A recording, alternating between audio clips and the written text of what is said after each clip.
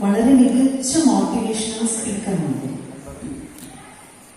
ഈ കൈയും കാലും ഇല്ലാത്ത കുഞ്ഞിനെ ഈ കാര്യങ്ങളെല്ലാം തന്നെ ചെയ്യാൻ പ്രാപ്തനായി. അയാള് തന്നെ കടിച്ചു പിടിച്ച് പാൻറ് എടുത്ത് മുട്ട പിടിക്കുന്ന ഒരു വീഡിയോ ഒക്കെ.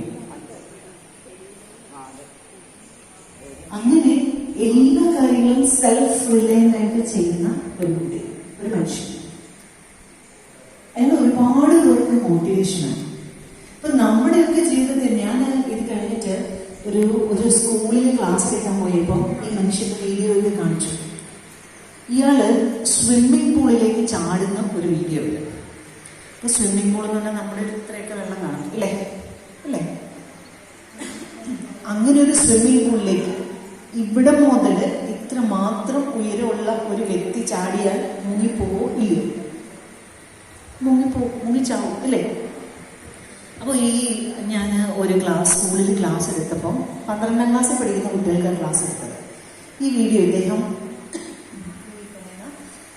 സ്വിമ്മിംഗ് പൂളിലേക്ക് ചാടുന്നിടത്ത് ഞാനിതൊന്ന് പോസ് ചെയ്തു. എന്നിട്ട് ഞാൻ ചോദിച്ചു, നിക്ക്